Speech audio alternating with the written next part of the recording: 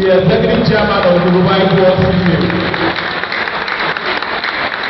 who also serves as the PRO of the Comprehensive Center of Lagos State. Chairman, stand up for recognition, please. Oh, we are coming now.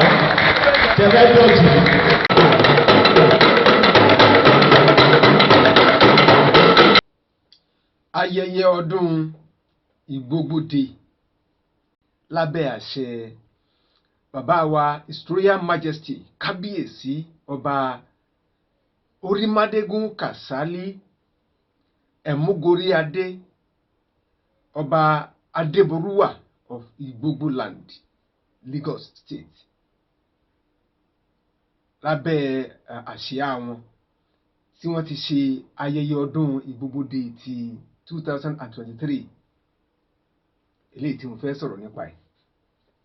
Kí ló tó jẹ́ n tó dùn mọ́ mi nínú jù tó dùn mọ́ mi jù lọ nínú ayẹyẹ eléyìí tí a ṣe ní kò pẹ́ yìí òun ni pé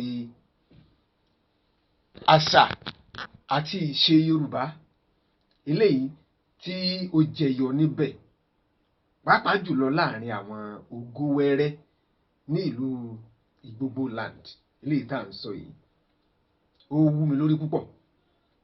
Bó tilẹ̀ jẹ́ pé kíní kan máa ń yà mí lẹ́nu bí a bá gbọ́ ìròyìn ní òwúrọ̀ yìí ní ọjọ́ àkọ́kọ́ ní ọjọ́ Jímọ̀ àkọ́kọ́ tó sì tún jẹ́ ọjọ́ àkọ́kọ́ December 2023 bí a bá gbọ́ ìwé ìròyìn tẹ́ bá ka ìwé ìròyìn tàbí bá gbọ́ ìròyìn ẹ gbọ́ tí wọ́n sọ wípé bàbá wa Fásọ̀rántì ó sọ̀rọ̀ kan nípa àwa tí a jẹ́ Yorùbá wípé púpọ̀ nínú wa lénìí la ò fẹ́ kọ́ àwọn ọmọ wa láṣà àti ìṣe pẹ̀lú èdè wa mọ́, pàápàá jùlọ sísọ èdè Yorùbá nínú ilé oníkálukú wa la fẹ́ sọ èdè abínibí sí àwọn ọmọ wa. Ẹlòmíì ò gbóyìnbó ṣùgbọ́n àṣà máa fagídí sọ fún àwọn ọmọ yẹn. Eléyìí ò ràn wọ́n lọ́wọ́ bí kò sí wípé àkóbá ńláńlá òun ló ń ṣe fún wọn. Ṣùgbọ́n wá jẹ́ ìdùnnú fún mi ní inú ayẹyẹ eléyìí tí wọ́n ṣe tó jẹ́ Igbogbo tí wọ́n ṣe ní kò pẹ́ yìí níwòyí ìjẹjẹ ọjọ́ Saturday ìjẹjọ bákan náà a wà níbi ayẹyẹ yìí.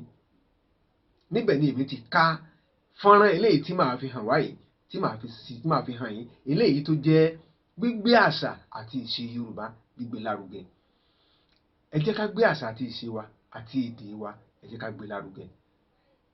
Kábíyèsí ọba Orímádégún Kàsálí kábíyèsí o, mo kí yín púpọ̀ fún ìgbélárugẹ àṣà ìṣe àti èdè wa.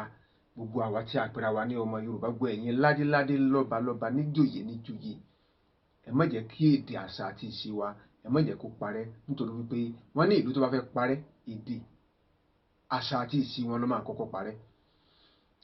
Màá fẹ́ kẹ́ ẹ jẹ́ ká lọ wo bó ṣe lọ nínú ayẹyẹ Igbogbo níbi tí àwọn ọmọ kéékèèké àti àwọn àgbàlagbà tí wọ́n gbé àṣà àti ìṣe Yorùbá lárugẹ. Ẹ jẹ́ ká lọ wo bó ṣe lọ ńbẹ̀. Ìkànnì Atẹ́niwíjọ́ ni ẹ ti ń wò mí, ìkànnì Atẹ́niwíjọ́ lẹ ti ń gbọ́ mi. Ẹ bá wa share program yìí, ẹ bá wa like ẹ subscribe sí ìkànnì wa kẹ́ ẹ lè máa rí wa wò lóòrèkóòrè nígbàkigbà. Atẹ́niwíjọ́ lèmi ń jẹ́, bàbá Yorùbá ni wọ́n ń pè mí. Ẹ ká lọ síbi ayẹyẹ Igbogbo eléyìí tí ó rí kọjá ní kò pẹ́ yìí. Ẹ jẹ́ ká wò bí àṣà àti ìṣe wa bó ṣe lọ ńbẹ̀.